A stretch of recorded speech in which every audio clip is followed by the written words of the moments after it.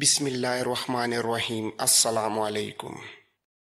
یہ ایک مفروضہ ہے جو خالد رضی اللہ تعالیٰ عنہ کو بدنام کرنے کے لیے گڑھا گیا تھا۔ مورخوں کی اکثریت نے ایسے قتل عام کا ہلکا سا بھی اشارہ نہیں دیا۔ محمد حسین ہیکل نے متعدد تاریخوں کے حوالے سے لکھا ہے کہ عکا بن ابی عکا کو کھلے میدان میں لا کر خالد نے اپنا عہد پورا کرتے ہوئے اس کا سر تن سے کاٹ ڈالا۔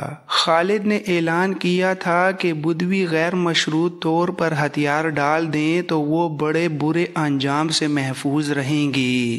دشمن نے مسلمانوں کی شرائط پر ہتھیار ڈالے تھے، اس لیے ان کے قتل عام کا سوال ہی پیدا نہیں ہوتا تھا۔ عین التمر کی فتح کے بعد خالد نے سب سے پہلا کام یہ کیا کہ انبار اور عین التمر کا مال غنیمت اکٹھا کر کے مجاہدین میں تقسیم کیا اور خلافت کا حصہ الگ کر کے ولید بن عقبہ کے سپرد کیا کہ وہ مدینہ امیر المومنین رضی اللہ تعالی عنہ کو پیش کریں۔ انہوں نے امیر المومنین کے لیے ایک پیغام بھی بھیجا۔ ولید بن عقبہ نے مدینہ پہنچ کر امیر المومنین ابو بکر رضی اللہ تعالی عنہ کو انبار اور عین التمر کی لڑائی اور فتح کی تفصیل سنائی، مال غنیمت پیش کیا اور پھر خالد کا پیغام دیا۔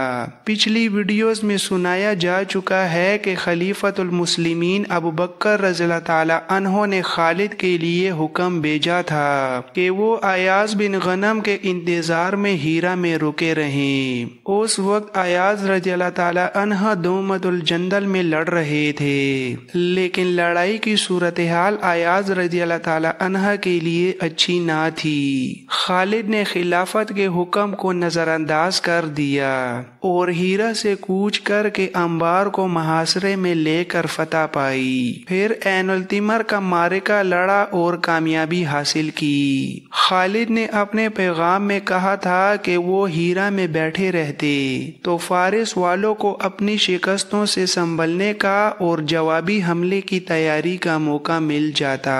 خالد کی کوشش یہ تھی کہ دشمن کو کہیں بھی قدم جمانے کا اور جوابی وار کرنے کا موقع نہ مل سکے۔ انہوں نے آتش پرستوں کی فوج کو نفسیاتی لحاظ سے کمزور کر دیا۔ خالد نے امیر المومنین کی حکم عدولی تو کی تھی، لیکن عملاً ثابت کر دیا تھا کہ یہ حکم عدولی کتنی ضروری تھی۔ ایاز بن غنم ابھی تک دومت الجندل میں پھنسے ہوئے تھے اور ان کی کامیابی کی توقع بہت کم تھی۔ خالد نے جو مناسب سمجھا وہ کیا۔ خلیفہ ابو بکر نے ولید بن عقبہ سے کہا، اس نے جو سوچا تھا وہی ہوا۔ ایاز کی طرف سے اطلاعیں آ رہی ہیں، وہ امید افزا نہیں۔ دومت الجندل پر ہمارا قبضہ بہت ضروری تھا، لیکن اب مجھے آیات کے متعلق تشویش ہونے لگی ہے۔ ابن عقبہ، تم عین التمر واپس نہ جاؤ، دومت الجندل چلے جاؤ اور وہاں کی صورتحال دیکھ کے خالد کے پاس جاؤ اور اسے کہو کہ آیات کی مدد کو پہنچے۔ ولید بن عقبہ روانہ ہو گئے۔ ایاز بن غنم خود بھی پریشان تھے۔ اس کے ساتھ جو سالار تھے وہ انہیں کہہ رہے تھے کہ اس صورتحال سے نکلنے کے لیے مدد کی ضرورت ہے، ورنہ شکست کا خطرہ صاف نظر آ رہا تھا۔ آخر مورخ طبری اور ابو یوسف کی تحریروں کے مطابق ایاز بن غنم نے خالد کو ایک تحریری پیغام بھیجا جس میں انہوں نے اپنی مخدوش صورتحال اور اپنی ضرورت لکھی۔ ولید بن عقبہ بھی ایاز کے پاس پہنچ گئے۔ ان کا جلدی پہنچنا آسان نہ تھا۔ مدینہ سے دومت الجندل کا فاصلہ 300 میل سے کچھ کم تھا اور زیادہ تر علاقہ صحرائی تھا، پر پہنچنا جلدی تھا۔ ولید بن عقبہ جب ایاز کے پاس پہنچے تو وہ جیسے ہوش و حواس میں نہیں تھے۔ انہوں نے آرام کی نہ سوچی، ایاز کی صورتحال دیکھی۔ ایاز بن غنم نے ولید بن عقبہ سے کہا، میں نے خالد کو مدد کے لیے کل ہی پیغام بھیجا ہے، معلوم نہیں وہ خود کس حال میں ہے، لیکن میرے لیے اور کوئی چارہ نہیں۔ تم دیکھ رہے ہو۔ ولید نے کہا، الحمدللہ، خالد نے آتش پرستوں کی شہنشائیت اور ان کی جنگی طاقت کو جڑوں سے اکھاڑ پھینکا ہے۔ امیر المومنین نے مجھے تمہارے پاس بھیجا ہے کہ تمہاری ضرورت کا جائزہ لے کر انہیں بتاؤں، لیکن تمہیں فوری مدد کی ضرورت ہے۔ میں مدینہ جانے کے بجائے عین التمر چلا جاتا ہوں، خالد تمہاری مدد کو آئے گا۔ یہ اس دور کی فرشیناسی اور جذبہ تھا جس میں خوشامد، دکھاوے اور کام چوری کا ذرا سا بھی عمل دخل نہ تھا۔ ولید بن عقبہ نے یہ نہ سوچا کہ وہ واپس مدینہ جائیں اور خلیفہ کے حکم کے مطابق انہیں اپنی کارگزاری بڑھا چڑھا کر سنائیں اور ساتھ یہ کہیں کہ حضور ایاز تو بڑا نالائق سالار ہے، اگر اس کی جگہ میں ہوتا تو یوں کرتا۔ مگر ولید نے دیکھا کہ صورتحال مخدوش ہے تو وہ اپنے حاکم خود بن گئے اور مدینہ کے بجائے عین التمر کو گھوڑا دوڑا دیا۔ ان کے سامنے پورے 300 میل صحرائی مسافت تھی۔ عراق اور شام کے صحرا اسی علاقے میں ملتے اور مسافروں کے لیے جان کا خطرہ بن جاتے۔ ولید نے اپنے گھوڑے پر اپنے 4 محافظوں اور ان کے گھوڑوں پر یہ ظلم کیا کہ کم سے کم آرام کے لیے کہیں رکے۔ وہ موسم گرمی کے عروج کا تھا، مہینہ اگست سن 633 کا تھا۔ دومت الجندل بہت بڑا تجارتی شہر تھا، دور دراز ممالک کے تاجر یہاں آیا کرتے تھے۔ تجارت کے علاوہ یا تجارت کی بدولت اس شہر کو دولت اور زر و جواہرات کا مرکز سمجھا جاتا تھا۔ رسول اکرم نے اس شہر اور اس سے ملنے والی شاہراہوں کی جغرافیائی پوزیشن دیکھ کر اس پر فوجکشی کی تھی۔ یہ مہم غزوہ تبوک کے نام سے مشہور ہوئی۔ اس وقت دومت الجندل کا حاکم اور قلعہ دار عقیدر بن عبد الملک تھا۔ اس نے مسلمانوں کا مقابلہ بے جگری سے کیا تھا۔ خالد بھی اس معرکے میں شریک تھے۔ انہوں نے عقیدر کو غیر معمولی شجاعت کا مظاہرہ کرتے ہوئے زندہ پکڑ لیا تھا اور اس کی سپاہ نے ہتھیار ڈال دیے تھے۔ عقیدر بن عبد الملک نے رسول کریم کی اطاعت قبول کر لی اور وفاداری کا حلف اٹھایا۔ اس نے اسلام بھی قبول کر لیا تھا۔ اس طرح یہ اتنا بڑا شہر مسلمانوں کے زیر نگرانی آ گیا تھا۔ رسول اللہ کی وفات کے ساتھ ہی ارتداد کا فتنہ طوفان کی طرح اٹھا تھا۔ عقیدر بھی مدینہ سے منحرف ہو گیا اور اس نے اطاعت اور وفاداری کے معاہدے کو الگ پھینک دیا۔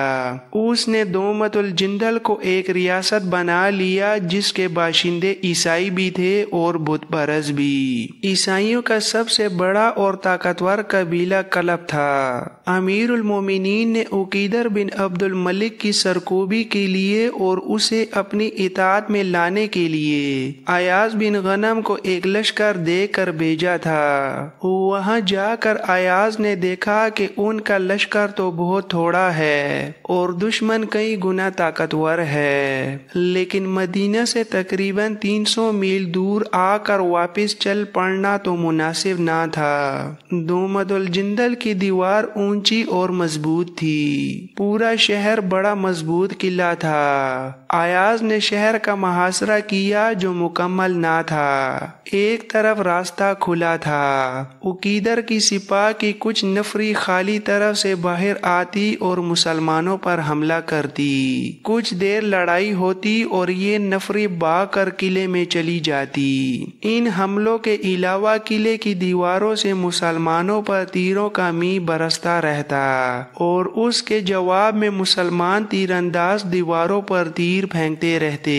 انہوں نے قلعے کے دروازوں پر بھی ہلے بولے مگر قلعے کا دفاع توقع سے زیادہ مضبوط تھا۔ مسلمانوں کے خلاف جنگ کا پانسا اس طرح پلٹ گیا کہ قبیلہ کلب کے عیسائیوں نے عقب سے آ کر مسلمانوں کو گھیرے میں لے لیا۔ وہ مسلمانوں پر بڑھ بڑھ کر حملے کرتے تھے اور مسلمان جان کی بازی لگا کر حملوں کو روکتے اور پسپا کرتے تھے۔ مسلمانوں کی اس بے خوفی کو دیکھ کر عیسائیوں نے حملے کم کر دیے، مگر مسلمانوں کو گھیرے میں رکھا تاکہ وہ پسپا ہو سکیں اور رسد وغیرہ کی کمی سے پریشان ہو کر ہتھیار ڈال دیں۔ ایاز نے یہ انتظام کر رکھا تھا کہ ایک جگہ راستہ کھلا رکھا اور اس کی حفاظت کے لیے آدمی مقرر کر دیے تھے۔ یہ صورتحال مسلمانوں کے لیے بڑی خطرناک تھی۔ ان کا جانی نقصان خاصا ہو چکا تھا۔ زخمیوں اور شہیدوں کی تعداد بڑھتی جا رہی تھی۔ مسلمان زندہ رہنے کے لیے لڑ رہے تھے۔ صاف نظر آ رہا تھا کہ شکست انہی کی ہوگی۔ دن پہ دن گزرتے جا رہے تھے۔ خالد عین التمر کو اپنے انتظام میں لانے کے کام سے فارغ ہو چکے تھے۔ انہوں نے اعمال مقرر کر دیے تھے۔ 2-4 دنوں میں ہی وہاں کے شہریوں کو یقین ہو گیا تھا کہ مسلمان نہ انہیں زبردستی مسلمان بنا رہے ہیں اور نہ ان کے حقوق پامال کر رہے ہیں، نہ ان کی عورتوں پر بری نظر رکھتے ہیں اور ان کے گھر اور اموال بھی محفوظ ہیں۔ اس لیے وہ اسلامی حکومت کے وفادار بن گئے۔ خالد کے پاس ایاز بن غنم کا قاصد پہنچا اور ان کا تحریری پیغام دیا۔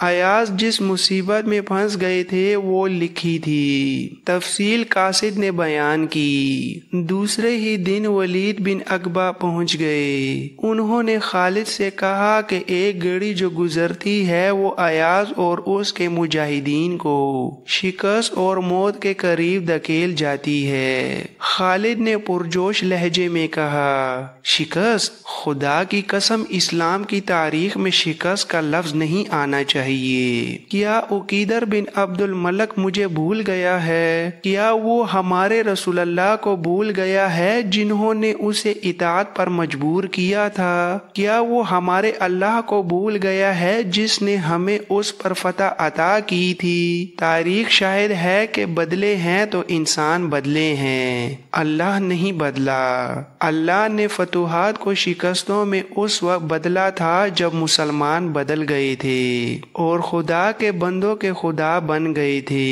خالد نے ایاز بن غنم کو پیغام کا تحریری جواب دیا۔ اس دور میں عربوں کی تحریروں کا انداز شاعرانہ ہوا کرتا تھا۔ مورخوں نے لکھا ہے کہ خالد کا جواب منظوم انداز کا تھا۔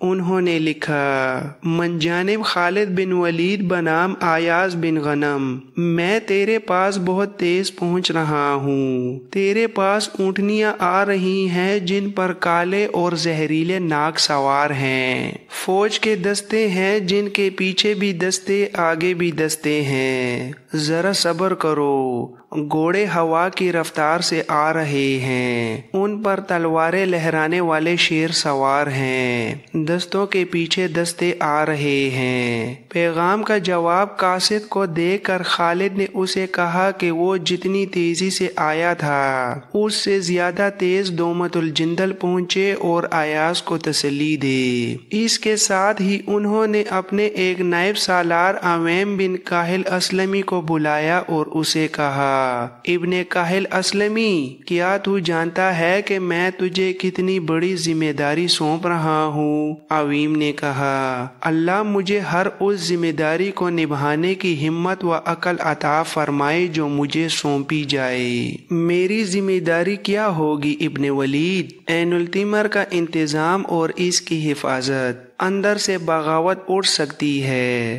باہر سے حملہ ہو سکتا ہے۔ میں تجھے اپنا نائب بنا کر دومت الجندل جا رہا ہوں۔ ایاز بن غنم مشکل میں ہے، اللہ تجھے سلامتی عطا کرے ابن ولید۔ عین التمر کو اللہ کی امان میں سمجھ۔ خالد کے ساتھ ابتدا میں جو سپاہ تھی وہ جانی نقصان کے علاوہ اس وجہ سے بھی کم ہو گئی کہ ہر مفتوحہ جگہ ایک دو دستے چھوڑ دیے گئے تھے۔ عین التمر تک پہنچتے نفری اور کم ہو گئی تھی۔ اس علاقے کے مسلمان باشندوں سے نفری بڑھانے کی کوشش کی گئی تھی لیکن ان کی تعداد زیادہ نہیں تھی۔ کچھ نو مسلم بھی سپاہ میں شامل ہو گئے تھے لیکن ابھی ان پر پوری طرح اعتماد نہیں کیا جا سکتا تھا۔ خالد نے کچھ دستے عین التمر میں چھوڑے، 6000 سوار اپنے ساتھ साथ लिए और दोमत उल-जिंदल को रवाना हो गए।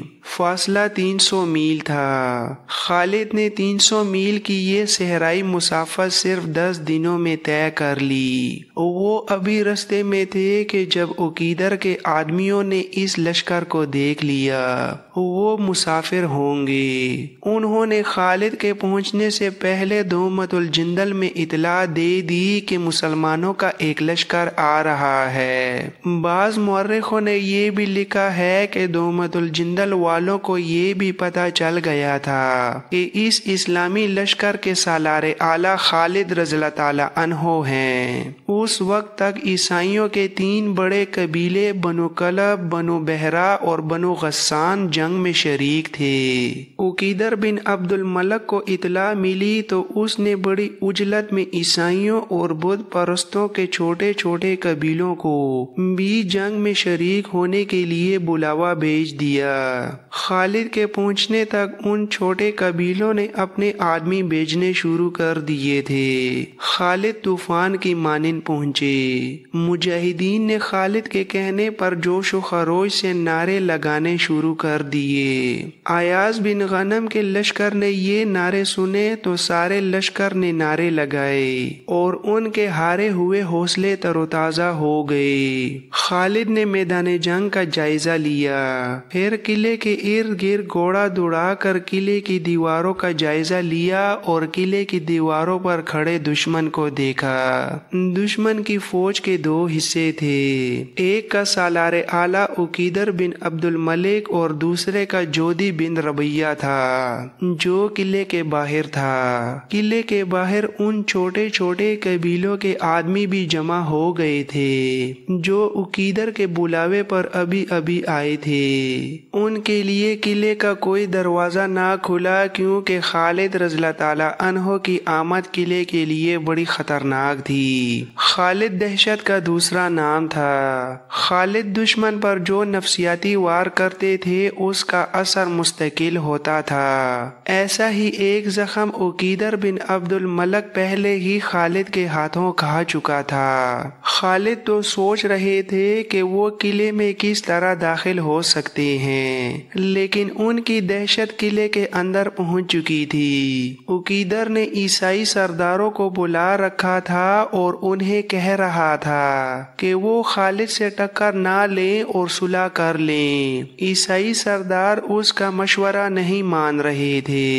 तकरीबन तमाम मुअर्रिखों ने उसके ये अल्फाज लिखे हैं, मेरे दोस्तों, खालिद से जितना मैं वाकिफ हूँ इतना तुम नहीं हो। मैं नहीं बता सकता कि उसमें कैसी ताकत है। मैं इतना जानता हूँ कि किस्मत हर मैदान में उसके साथ होती है। मैदान जंग का और किलों की तस्खीर का जो कमाल उसमें है वो किसी और में नहीं। तुम सोच रहे होगे और वो तुम्हारे सर पर खड़ा होगा। खालिद के मुकाबले में जो कौम आती है, ख्वाह वो ताकतवर हो या कमजोर, वो खालिद के हाथों पिट जाती है। मेरा मशवरा तस्लीम करो और खालिद से सुलह कर लो। ईसाइयों ने खालिद से शिकस्तें खाई थीं, वो इंतकाम लेना चाहते थे।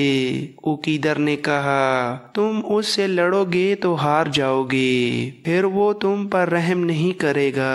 अगर लड़े बगैर सुलह कर लोगे तो वो तुम्हारी जान, तुम्हारी औरतों और तुम्हारे अमवाल की हिफाजत करेगा, मगर तुम उसका मुकाबला कर ही नहीं सकते क्योंकि तुम उसकी चाल नहीं समझते।